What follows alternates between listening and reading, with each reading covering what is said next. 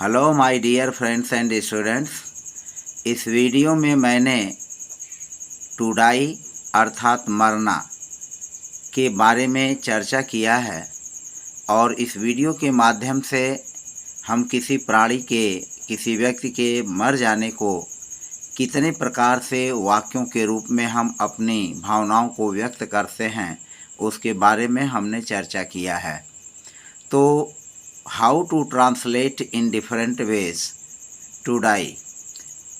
तो आइए एक एक करके वाक्यों को देखते हैं और उन वाक्यों के आधार पर हम किसी व्यक्ति की मृत्यु हो जाने पर उसको किस तरह से किस रूप में व्यक्त करते हैं उसी के बारे में हमने इस वीडियो में आज के लिया है। तो लेट्स स्टार्ट द वीडियो। हमारा पहला वाक्य है सिंपल वे में, जैसा कि हम लोग कहते हैं कि वह मर गया। किसी व्यक्ति के, प्राणी के मृत्यु हो जाने पर अमूमन कहा जाता है कि वह मर गया।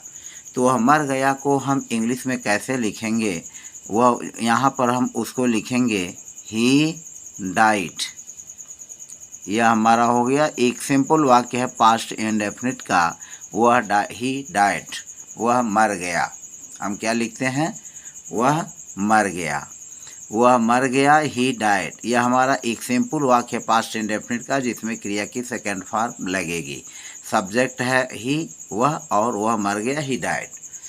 इसी बात को हम ऐसे भी कहते हैं जैसे कि उनका गंगा लाभ हो गया।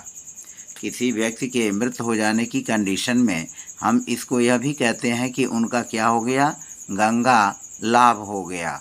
तो हम गंगा लाभ को भी कैसे लिखते हैं, उसी चीज़ को हम दूसरे रूप में यूज करते हैं। तो जैसा कि आप देख सकते हैं, हम इसको लिखेंगे उनका गंगा लाभ हो गया, तो इसको भी हम वही लिखेंगे ही डाइड, ही डाइड, वह मर गया, वह मर गया। यह हमारा दूसरा वाक्य हुआ उनका गंगा लाभ हो गया, यानी उसको गंगा में विसर्जित कर दिया गया, उसको गंगा में समर्पित कर दिया गया, दे दिया गया। तो यह हो गया ही डाइड, उनका गंगा लाभ हो गया। तीसरा वाक्य है, उसी को हम तीसरे वाक्य के रूप में क्या कहते हैं कि वह मर चुका है। तो हम इसको लिखते हैं ही इज़ डेड। उसी भाषा को, उसी सेंटेंस को हम इस रूप में भी लिखते हैं ही इज़ डेड। जैसे वह, मतलब वह मर चुका है, ही इज़ डेड, वह मर चुका है। ही इज़ गॉन, वह चला गया है। हम ये भी लिखते हैं ही इज़ डेड, वह मर चुका है। हम इसको ऐसे भी लिख सकते हैं ही इज़ गॉन, यानी वह चला गया, ही इज़ गॉन। सेंस हम वह ले सकते हैं कि जैसे ही इज़ गॉन, वह चला गया, अर्थात वह मर गया। तो he is dead, he is gone, वह मर चुका है या वह चला गया, वह इस दुनिया से चला गया। अगला सेंटेंस है वह गुजर गया। हम इसी को क्या लिखते हैं, वह गुजर गया। तो हम उस वह गुजर गया को क्या लिखते हैं, यह लिखते हैं ही, और फिर हम लिखेंगे पास्ड, ही पास्ड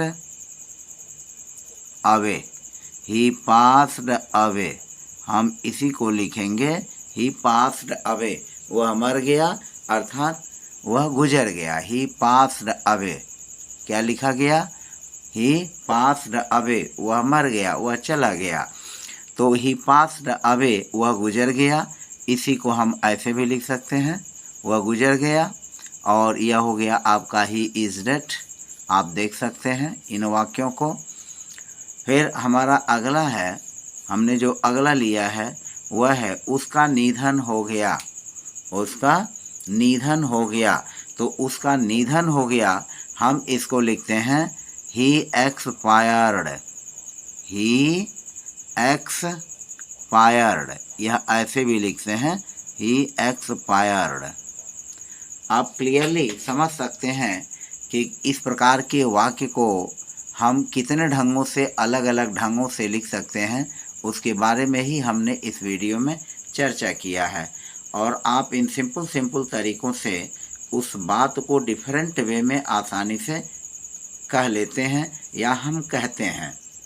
हमारा जो अगला है, उसका निधन हो गया के बाद, उसका निधन हो गया, तो वह जो है ही एक्सपायर्ड, उसका निधन हो गया, ही एक्सपायर्ड, इसको हमने इस रूप में लिया, वह निधन हो गया, उसका निधन हो गया, ही एक्सपायर्ड। फिर अगला है उसने अंतिम सांस ली, हम इसको उसी को दूसरे भाव में कहते हैं कि उसने अंतिम सांस ली। तो इसको हम कैसे लिखेंगे? हम इसको लिखेंगे ही, उसने, और BREATHED,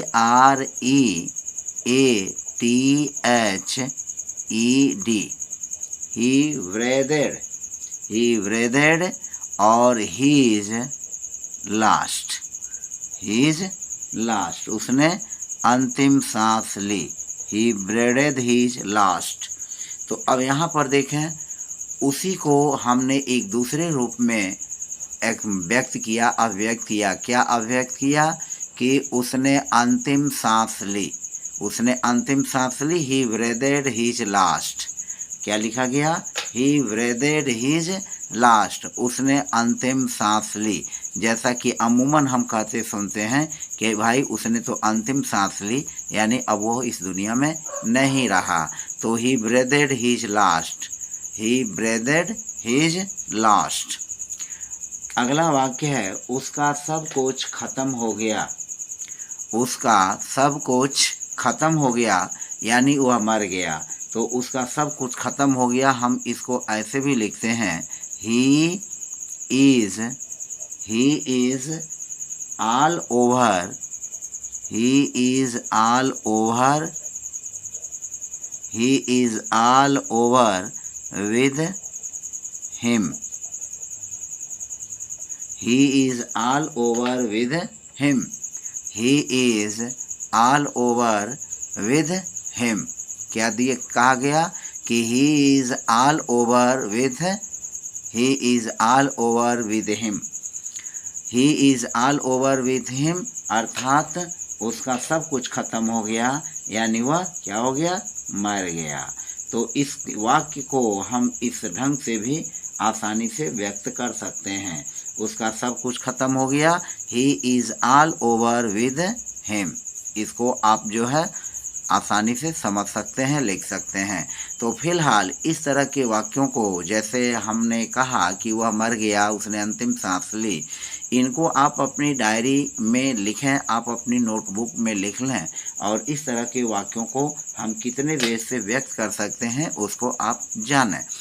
फिर हम कभी कभी लोग क्या कहते हैं कि उसने अपने प्राण त्याग दिए, उसने अपने प्राण त्याग दिए। तो उसने अपने प्राण त्याग दिए, तो अब इसको हम कैसे कहेंगे इंग्लिश में, उस भाषा में? उसने अपने प्राण त्याग दिए, तो हम इसको लिखेंगे ही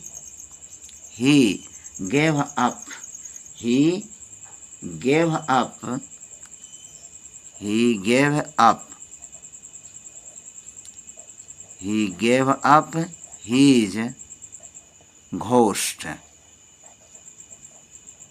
he gave up his ghost, उसने अपने प्राण त्याग दिए, उसने अपने प्राण त्याग दिए, he gave up his ghost।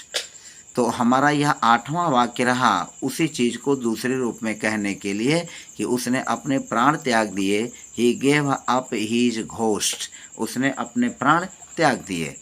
तो आप इस सेंटेंस को देखें, हम कैसे इसको लिखेंगे।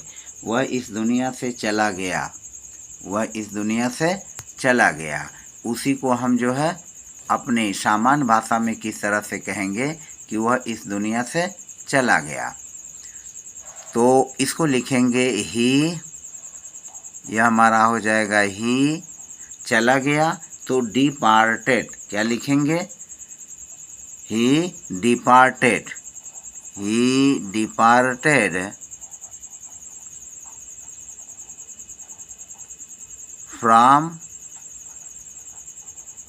he departed from, इस दुनिया से, from this world, he departed from this world, वह इस दुनिया से चला गया। तो यह जो है उसी बात को कहने का एक यह अलग ढंग है, वह इस दुनिया से चला गया। आप देखें, वह इस दुनिया से चला गया। फिर हम नेक्स्ट सेंटेंस लेते हैं, हम उसी को दूसरे रूप में भी कह सकते हैं कि उसने प्रकृति का कर्ज चुका दिया। उसने प्रकृति का कर्ज चुका दिया, तो हम इसको लिखेंगे ही पेड। ही पेड, उसने चुका दिया। क्या चुका दिया? कर्ज, प्रकृति का कर्ज। तो he paid the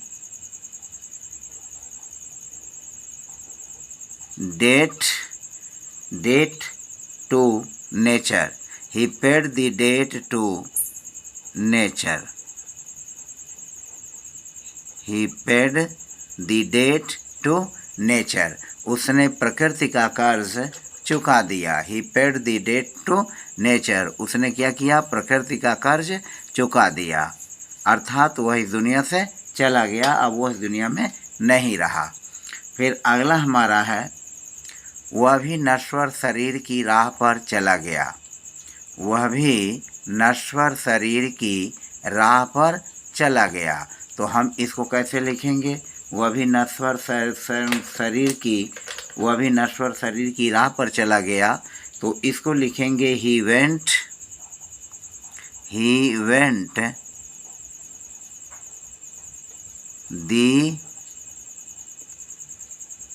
the way of all flesh. He went the way of all flesh. He went the way of all flesh. इसको हम कहेंगे he went, वह चला गया, the way of all flesh, नश्वर शरीर की राह पर। राह पर दिवे हो गया, ऑफ ऑल फ्लेश, नश्वर शरीर। तो वह भी नश्वर शरीर की राह पर चला गया। He went the way of all flesh, वह भी नश्वर शरीर की राह पर चला गया। हमारा अगला सेंटेंस है उसकी आत्मा स्वर्ग लोक के लिए चली गई।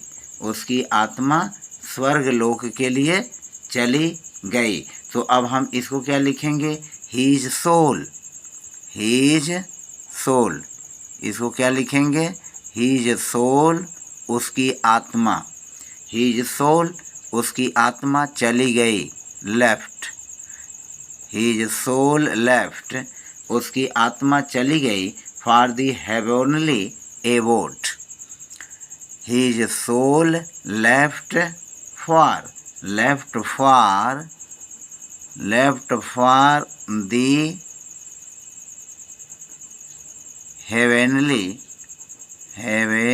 the heavenly abode। यह लिखेंगे heavenly abode। तो his soul left for the heavenly abode, उसकी आत्मा स्वर्ग के लिए, स्वर्ग लोक के लिए चली गई। his soul, उसकी आत्मा, left, चली गई, के लिए, फॉर दी हेवनली एवोर्ड, स्वर्ग लोक के। तो स्वर्ग लोक के लिए उसकी आत्मा चली गई।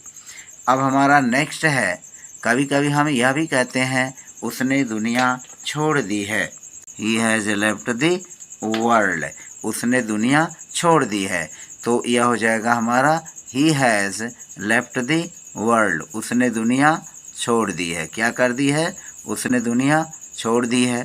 फिर 13वां आप देख सकते हैं, his soul left for the heavenly abode. His soul left for the heavenly obeyed.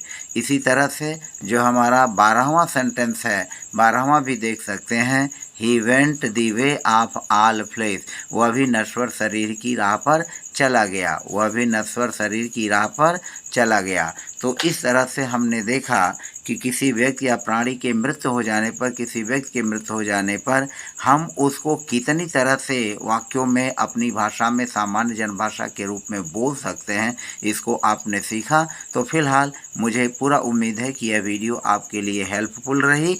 फिलहाल अगर आप मेरे चैनल पर नए हैं तो प्लीज़ चैनल को सब्सक्राइब अवश्य कर लें, प्रेस बेल आइकन कर दें ताकि आपको मेरे वीडियोज़ के नोटिफिकेशन समय समय पर मिलते रहें। फिलहाल आज की वीडियो में बस इतना ही। मिलते हैं नेक्स्ट वीडियो में नए टॉपिक के साथ, नए लेक्चर के साथ, कुछ नया सीखने के लिए।